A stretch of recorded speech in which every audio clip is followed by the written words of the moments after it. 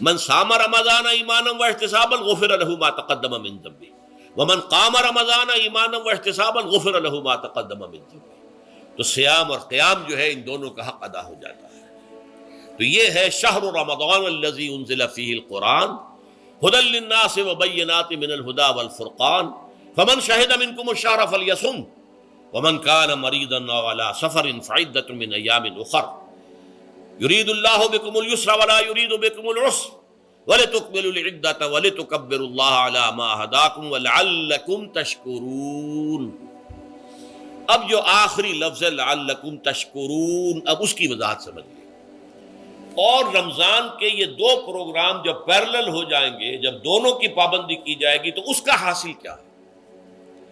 اس بات کو سمجھنے کے لیے سب سے پہلے آپ اس کو سمجھیے کہ جسے ہم خود ہی کہہ رہے تھے، جسے ہم سیلف کہہ رہے تھے، اپنی انا کو مضبوط کرنا، سیلف کنٹرول، ایگو جو ہے وہ پوری طرح قابو یافتہ ہو اڈ اور لبیڈو پر، اصل میں اس سے مراد کیا ہے؟ اس پر میں نے تفصیل سے بحث کی ہے عظمت صوم نامی اپنے کتابچے میں. ویسے یہ ہے کہ وہ مشکل ہے، ذرا فلسفیانہ اس کا انداز ہے، لیکن یہ ہے کہ وہی باتیں آسان الفاظ میں جو دوسرا کتابچہ ہے عظمت سیام و قیام رمضان مبارک، وہ آسان ہے. اگرچہ یہ دونوں بہت ہی محدود تعداد میں ہمارے پاس ہیں، لیکن یہ کہ میں نے ذکر کر دیا، جو حضرات لینا چاہیں وہ لے لیں. لیکن یہ ہے کہ اس میں اصل پس منظر کیا ہے؟ دیکھیے، ہمارا جو وجود ہے انسان کا، یہ کمپوزٹ ہے، مرکب ہے. ہمارے دو وجود ہیں جو جوڑ دیے گئے. کیسے جوڑ دیے گئے ہم نہیں جانتے، لیکن ہے دو وجود. ایک وجود حیوانی ہے، میں نے عرض کیا تھا پہلے ہی، ہر انسان ایک حیوان بھی ہے مکمل، سارے حیوانی تقاضے ہمارے اندر بھی ہیں. لیکن حیوان اور انسان میں بنیادی فرق یہ ہے کہ انسان کا جو اصل وجود ہے وہ روحانی ہے. اس روحانی وجود کی وجہ سے انسان کا وہ مقام ہوا کہ تمام فرشتوں کو اس کو سجدہ کرنے کا حکم دیا گیا. فَإِذَا سَوَّيْتُهُ وَنَفَخْتُ فِيهِ مِن رُوحِي فَقَعُوا لَهُ سَاجِدِينَ. فرشتوں سے کہہ دیا گیا تھا کہ میں ایک بشر پیدا کرنے والا ہوں مٹی سے. جب میں اسے پیدا کر لوں اور اس کی ناک پلک سنوار دوں، دو پلک درست کر دوں، تو پھر اس کے سامنے اور اس میں اپنی روح میں سے پھونک دوں تو گر پڑنا اس کے سامنے سجدے.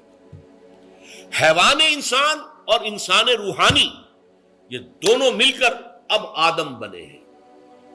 نمبر دو، اس حیوان انسان کا وجود زمین سے ہے، مٹی سے پیدا کی، مٹی سے، گارے سے، طین لازب سے، چپچکانے والے گارے سے، وہ جس میں کہ بدبو پیدا ہو جائے، یہ ساری باتیں کہی گئی ہیں. اور سائنس بھی کہتی ہے مٹی سے پیدا ہوئے. کیسے پیدا ہوئے اس میں اختلاف ہے، لیکن یہ کہ ہے مٹی ہماری اوریجن، قرآن بھی کہتا ہے اور سائنس بھی کہتی ہے. اور ہمارے وجود کو جب وہ تھک جائے، مزمحل ہو جائے، اس کی انرجی کم ہو جائے، تو اس کے لیے جو غذا ہے، جو تقویت ہے، وہ بھی ساری زمین سے آ رہی ہے. آپ نے پھل کھائے، آپ نے گندم کھائی، آپ نے چاول کہاں سے آ رہے؟ اچھا، بکری کا گوشت کھایا تو بکری کا گوشت کس چیز سے بنا ہے؟ اس نے گھاس کھائی ہے، اس نے پتے کھائے ہیں، وہیں سے تو بنا ہے نا. الٹیمیٹ سورس آپ کے وجود حیوانی کے لیے جو آ رہی ہے وہ زمین ہے. وجود روحانی کو بھی تقویت کی ضرورت ہے، وہ بھی مزمحل ہوتی ہے، کمزور ہو جاتی ہے. خاص طور پر جبکہ وجود حیوانی کا اس پر غلبہ ہو جائے، تب تو یوں سمجھیے کہ وہ بالکل بے ہوش ہو کر موت کے قریب پہنچ جاتی ہے. اس کی تقویت، اس کی غذا وہیں سے آئی ہے جہاں سے روح آئی ہے. وہ کلام ربانی ہے، روح ربانی. نفخت فیہ من روحی، من روحی، من روحی، میں پھونک دوں اس میں اپنی روح میں سے. روح کا تعلق ذات باری تعالیٰ کے ساتھ ہے. اسی طرح کلام ربانی کہاں سے آیا ہے؟ اللہ تعالیٰ کے پاس سے آیا ہے. یہ اس کی تقویت کا ذریعہ ہے. اب عام حالات میں کیا ہوتا ہے؟ ہمارا یہ وجود حیوانی چھایا ہوا ہے ہمارے وجود کے اوپر، بیچاری روح جو ہے دبی رہتی ہے، پسی رہتی ہے. اگر خدا نے خواستہ ہم گناہ گار بھی ہیں، گناہ پر گناہ کا ارتکاب کر رہے ہیں، تو وہ روح جو ہے وہ قلب کے آئینے شیشے کے اندر ہے. فیہا مصباح، المصباح فی زجاجہ، الزجاجہ تو کانہا کوکب دری. قلب جو ہے شیشے کے مانند ہے جس کے اندر روح کا چراغ جل رہا ہے. اب اگر یہ اوپر جو شیشہ ہے اس پر دھواں آ گیا لالٹین کی چمنی پر دھواں آ گیا تو اب روشنی باہر تو نہیں آئے گی. اگر انسان گناہ کرتا ہے تو قلب پر رین زنگ آ جاتا ہے، یا حضور نے فرمایا ایک داغ لگ جاتا ہے، اور گناہ کرتا ہے اور داغ لگتا ہے، اور گناہ کرتا ہے اور داغ، یہاں تک کہ بالآخر پورا قلب سیاہ ہو جاتا ہے. اب وہ روح اندر بند ہو گئی، وہ دفن ہو گئی. اس کے لیے اب ضروری ہے کہ اب ایک پروگرام ایسا دیا جائے جو ریورس ہو جائے. دن میں روزہ رکھواؤ تاکہ وہ جو اینیمل انسٹنکٹس ہے وہ دبے. تو جب یہ وزن جو ہے اس کے اوپر کم ہوگا تو کچھ سائی آف ریلیف اسے ملے گی. جیسے بے ہوش آدمی پڑا ہے، اسے کوئی ہلکا سا ہوش آ رہا ہے، آپ نے پانی کے کچھ چھینٹے دیے، اس کے بعد آپ نے رات کو کھڑے ہو کر قرآن کے انوار کو اتارا. بارش برس رہی ہے روح انسانی کے اوپر، قلب روحانی، قلب انسانی کے اوپر، جس میں کہ وہ روح جو ہے وہ دفن ہے، وہ زندہ ہوگی اثر نو، ہوش میں آئے گی. اور ہوش میں آئے گی تو دو کام ہوں گے. ایک تو اسے قرآن کی عظمت کا احساس ہوگا، یہ قرآن میری حیات تازہ کا ذریعہ بنا ہے. میں دب گئی تھی، میں پس گئی تھی، میں بے ہوش تھی، میں نیم مردہ تھی. اس قرآن کی بارش نے، یہ ترشح جو ہوا ہے مجھ پر، اس نے مجھے حیات تازہ عطا فرمائی. یہ جو قدر کا احساس ہوگا قرآن کا، لعلکم تشکرون، تاکہ تم قرآن کی عظمت سے واقف ہو.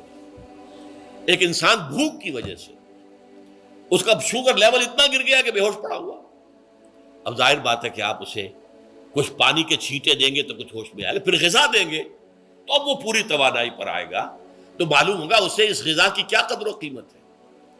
اگر آپ کو بھوک ہی نہیں لگتی تو غذا بے معنی شے ہے.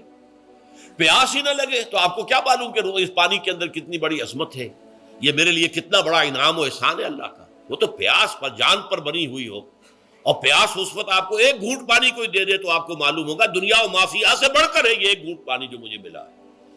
اسی طرح جب روح دبی ہوئی تھی حیوانی وجود کے بوجھ تلے، جبکہ وہ نیم خوابیدہ یا نیم بے ہوش یا بالکل بے ہوش تھی، وہ دن میں تو روزہ رکھ کر اس پر سے حیوانی وجود کا وزن کم کیا گیا، اسے ایک ریلیف ملی.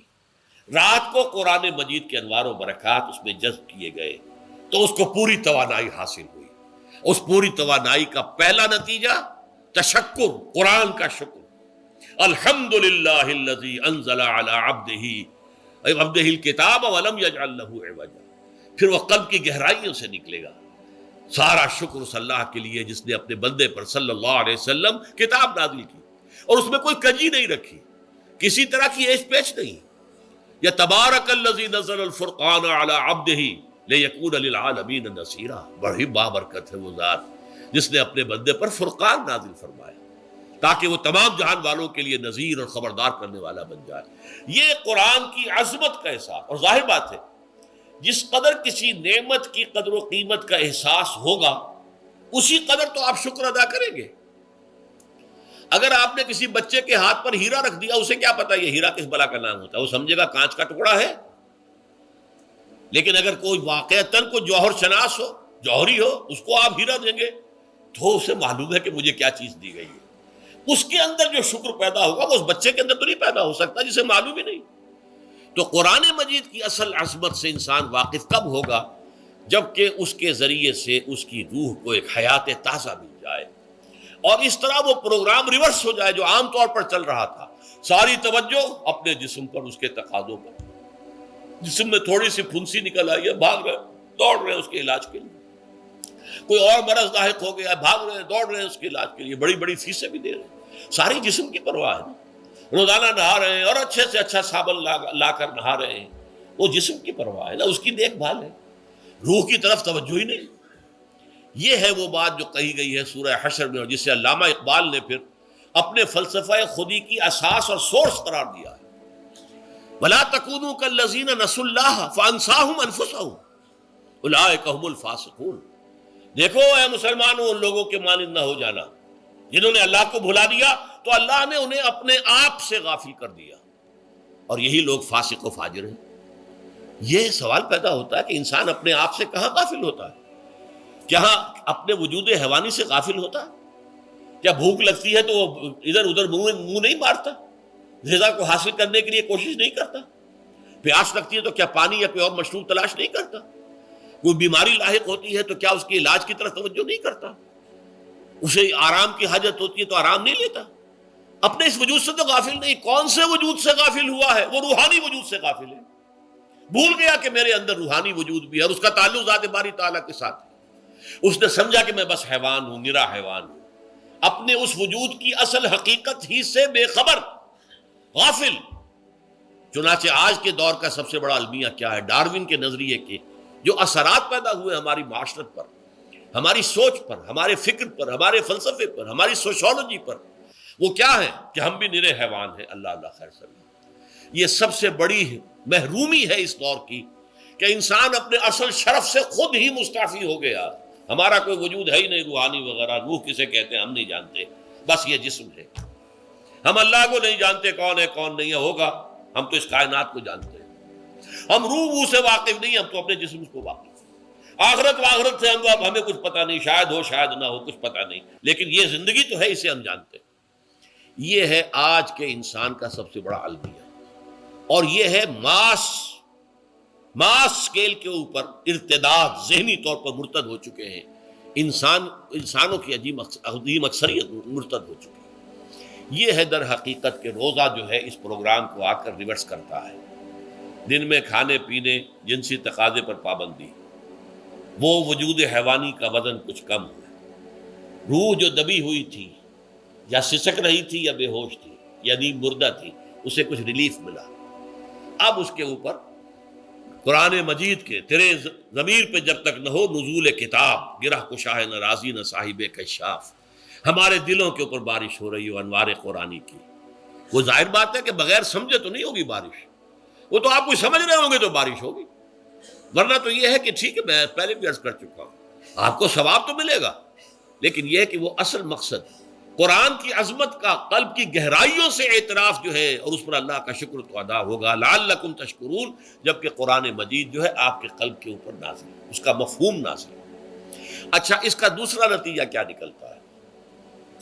جب وہ روح جو ہے وہ ہوش میں آئے گی، اس کو حیات تازہ مل گئی، وہ اپنے اصل مرکز اور منبع اور سرچشمہ کی طرف جو ہے متوجہ ہوگی. عربی زبان کا ایک مقولہ ہے، کل شیء یرجع الی اصلہ، ہر شے اپنی اصل جڑ کی طرف جو ہے لوٹتی ہے. ہمارا وجود حیوانی زمین سے زمینی کی طرف لوٹتا ہے، یعنی مرنے کے بعد زمینی میں چلا جائے گا.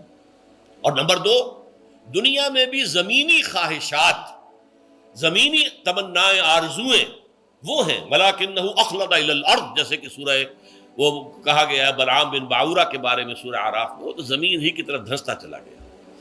ہماری روح کا منبع اور سرچشمہ ذات باری تعالیٰ ہے، وہ امر رب ہے، لہذا فوراً انسان اپنے رب کی طرف متوجہ ہوتا ہے. یہ اللہ کی طرف متوجہ ہو جانا اور پھر اس سے ہم کلام ہونا اور اس سے دعا کرنا، یہ ہے روزے کا اصل مقصد. جب سیام اور قیام رمضان مبارک کا دوہرا پروگرام ہوگا تو روح انسانی یا انسان کا حیوانی وجود اپنے مرکز کی طرف مائل پرواز تھا. حسن، اس کو کہہ لیجئے اپنے مرکز کی طرف مائل پرواز ہے. روح ہر شے اپنی اصل کی طرف لوٹتی ہے، لہذا یہ اللہ کی طرف متوجہ ہوگی. یہ اللہ تعالیٰ کی طرف متوجہ ہونے کا معاملہ دنیا میں رہا ہے کہ لوگ کہیں جنگلوں میں جا کر تپسیائیں کر کے، غاروں میں بیٹھ کے، بڑی بڑی ریاضتیں کر کے کیا چاہتے تھے؟ مجھ کو ہے تیری جستجو، مجھ کو تیری تلاش ہے. خالق میرے کہاں ہے تو، مجھ کو تیری تلاش ہے. میں نے یہ نظم جو ہے تقریباً 6 سال جو ہے ہر روز صبح، ہمارا جو ہائی اسکول تھا اس میں جو صبح پریئر ہوتی تھی، لوگ سب جمع ہوتے تھے، پورا اسکول جو ہے اس کے ہمارے طلباء، تو یہ نظم جو ہے پڑھی جاتی تھی. مجھ کو ہے تیری جستجو، مجھ کو تیری تلاش ہے. خالق میرے کہاں ہے تو، مجھ کو تیری تلاش ہے. روح انسانی چاہتی ہے اللہ کا تقرب، اللہ کے قریب ہونا، اللہ سے رشتہ استوار کرنا. یہ وجود حیوانی حائل ہے اس کے راستے میں. یہ حیات دنیاوی اس کے لیے پنجرا بن گئی ہے. اس روح کے لیے یہ ایک در حقیقت ایک قید خانہ ہے. جیسے کہ حضور نے فرمایا کہ دنیا سجن المومن و جنت الکافر، مومن کے حق میں یہ دنیا قید خانہ ہے، اس کی روح جو ہے یہاں آ کر اس جسد حیوانی کے اندر جو ہے وہ دفن ہو گئی ہے، قید خانہ ہے، اس پنجرے میں بند ہو گئی۔ تو لیکن وہ کافر کے لیے یہی باغ و بہار ہے، یہیں پر عیش کرنے ہیں، یہیں پر بدے لوٹنے ہیں۔ تو اس سے در حقیقت ریلیف ملتا ہے، تو انسان متوجہ ہوتا ہے اللہ کی طرف اور دعا کرتا ہے، اللہ سے ہم کلام ہوتا ہے۔